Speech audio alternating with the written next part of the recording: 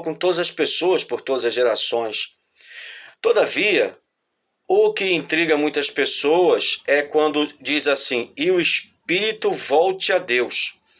Isso é verdade. O espírito volta a Deus, seja do pecador ou seja do salvo. Porém, um detalhe importante que nós temos que prestar muito atenção, mas preste muito atenção nesse detalhe. Esse volte para Deus não é, em todos os casos, para ir para o céu. Esse volte para Deus é para que Deus dê o destino do espírito. Agora, veja bem, espírito e alma, em essência, é uma coisa só. Quando nós queremos dar definição de espírito e de alma e de corpo, nós podemos definir. O espírito, em suma, é a sede do nosso intelecto. A alma é a sede dos nossos desejos e das nossas vontades. E o nosso corpo é templo do nosso espírito com a alma. E observe que o corpo, ele tem visão, audição, paladar, olfato e tato. O corpo, ele tem esses 5 sentidos. Porém, o corpo, ele tem um papel importantíssimo. Primeiro, em 1 de Coríntios, capítulo 3, versículo 16, diz que o nosso corpo, o corpo do salvo, que fique bem claro isto, ele é templo do Espírito Santo. O Espírito Santo, além do seu espírito com a sua alma, habita neste corpo, ok? Mas também a Bíblia deixa bem claro que este corpo ele deve ser apresentado a Deus. Como? Romanos capítulo 12, versículo 1 nos diz assim: rogo-vos, pois, irmãos, pela compaixão de Deus, que apresenteis os vossos corpos em sacrifício vivo, santo e agradável a Deus. Quer dizer, o seu corpo físico. Agora, para que você não fique sem entender que, de fato, o espírito possui alma, o que diz a Bíblia, por exemplo, vamos falar de Deus? Vamos falar de Deus? O que diz a Bíblia sobre Deus em João capítulo 4, versículo 24?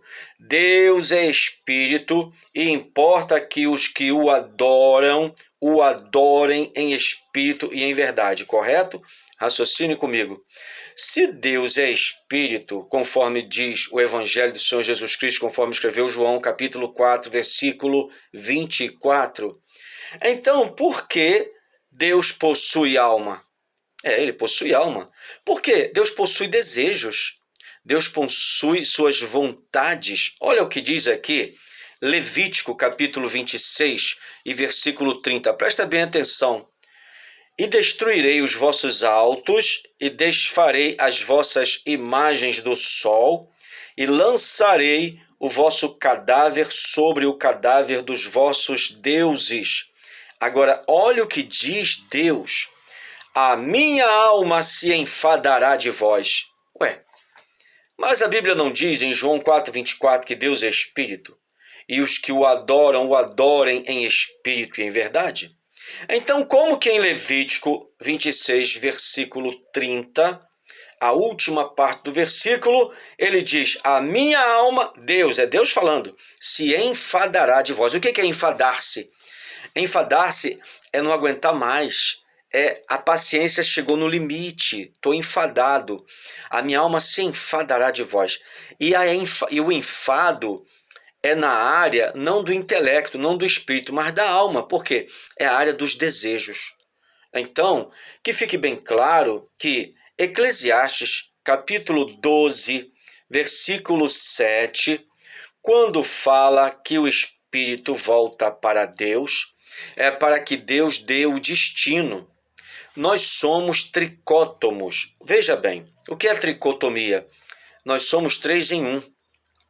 Nós temos espírito, alma e corpo. Ou, por que não dizer, espírito com alma no corpo. Espírito com alma no corpo, ok?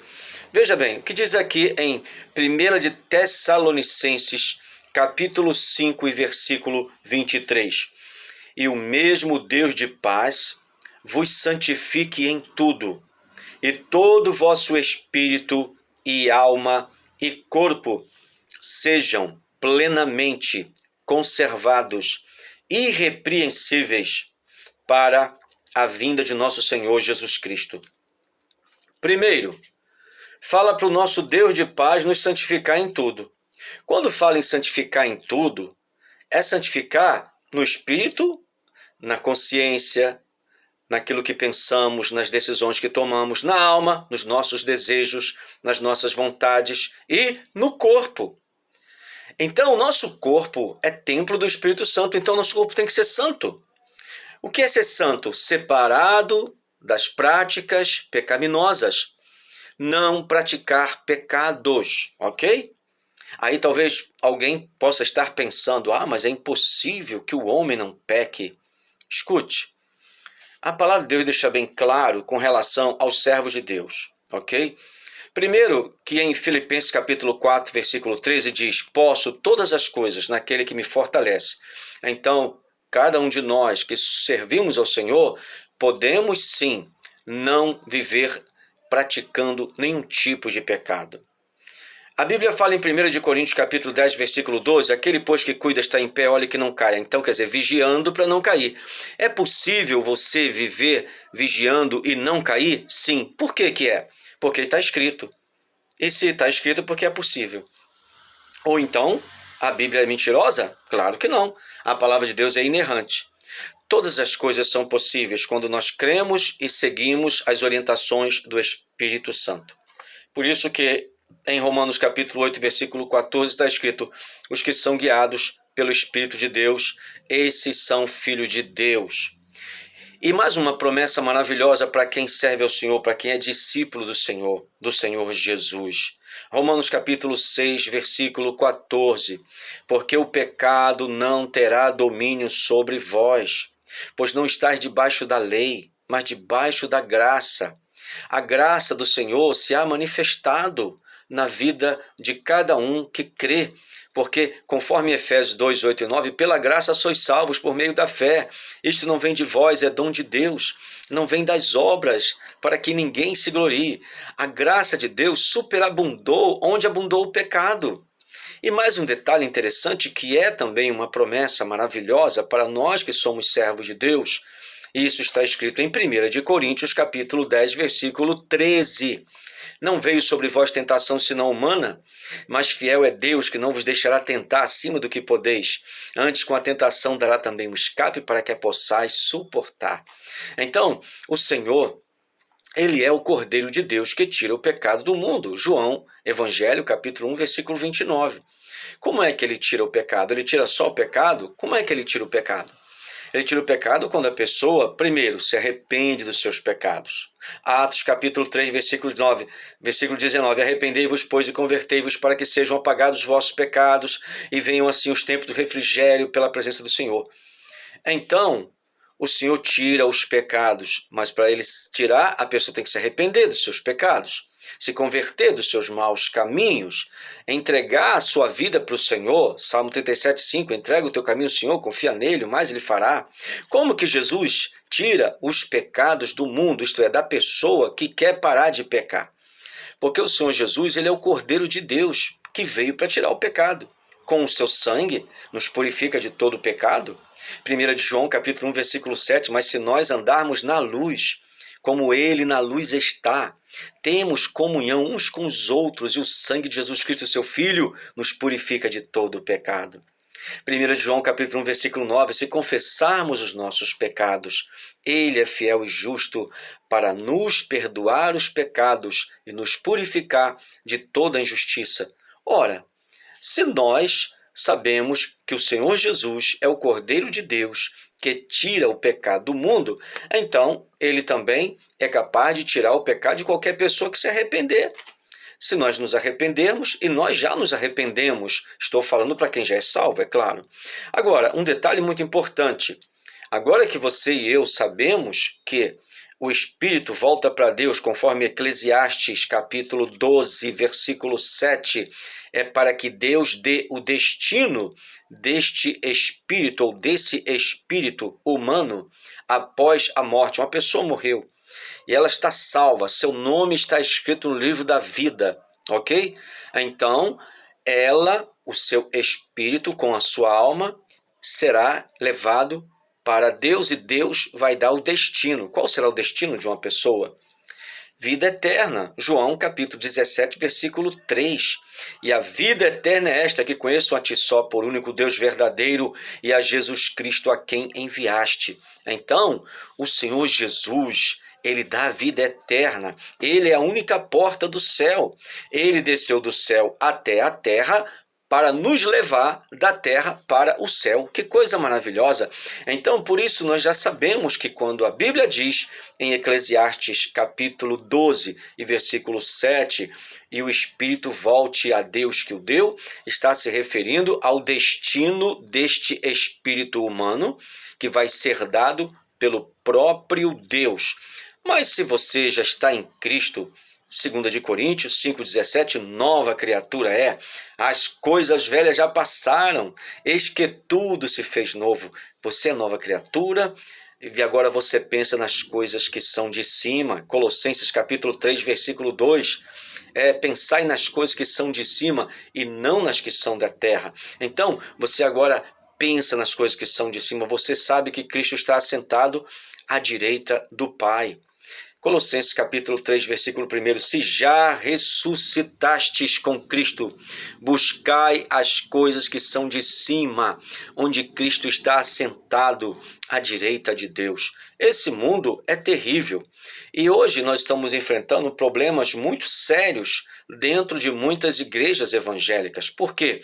Porque além dessas interpretações erradas, também tem novidades e coisas novas que chamam muito a atenção e despertam a curiosidade do ser humano. Então, é necessário que nós tenhamos um olhar de águia, é necessário que nós tenhamos um conhecimento bíblico para que saibamos identificar aquilo que não está de acordo com as Escrituras.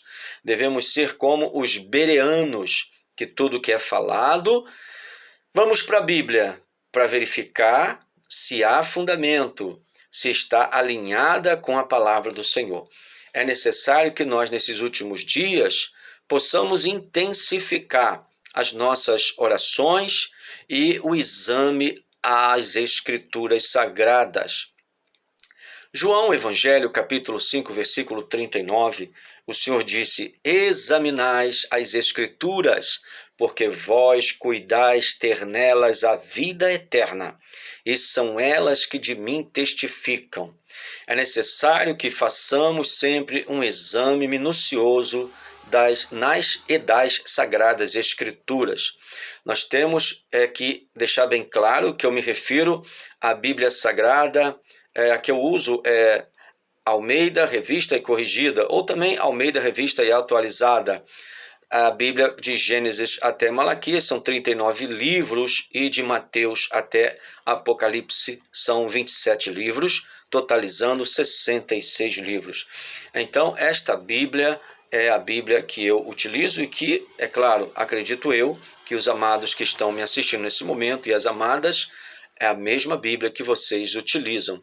Eu quero também dar uma dica, adquira a Bíblia de Estudo Pentecostal, que você pode adquirir em várias lojas, livrarias evangélicas e na CPAD, Casa Publicadora das Assembleias de Deus. Não estou fazendo propaganda da CPAD, não tenho por que fazer isso, mas é necessário que os irmãos saibam que é uma sugestão e até de certa forma uma orientação para que os irmãos e as irmãs tenham uma Bíblia que contenha também partes explicativas para ajudar no estudo e na compreensão da palavra de Deus. Também é bom que você, meu amado, minha amada, assim que tiver condições, adquira um bom dicionário bíblico.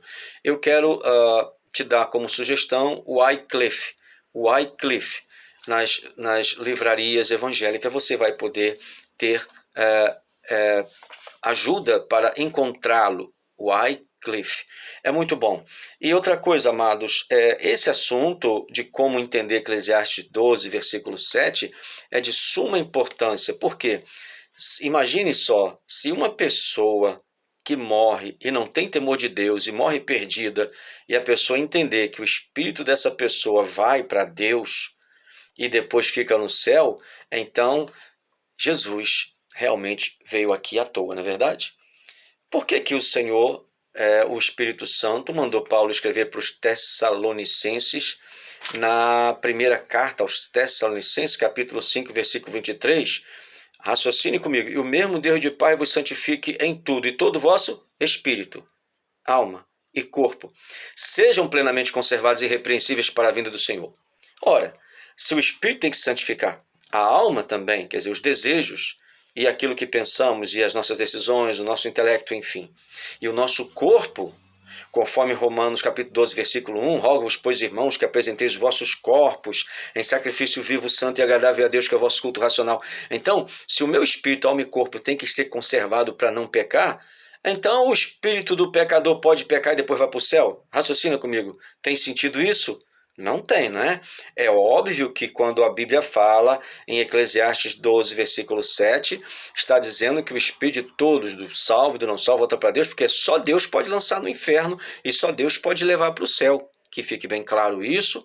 E mais uma vez eu quero agradecer sua preciosa atenção e peço ao amado, à amada, que por bondade compartilhe este vídeo com pastores, compartilhe com outros líderes crentes de um modo geral, irmãos e irmãs que porventura o amado e a amada conheça. Por bondade, faça isso, porque veja bem, eu não estou ministrando ideias próprias, eu estou ministrando a palavra de Deus. E é bom que você tenha em mãos a Bíblia quando você for ouvir, para que você possa conferir com os bereanos, porque se tem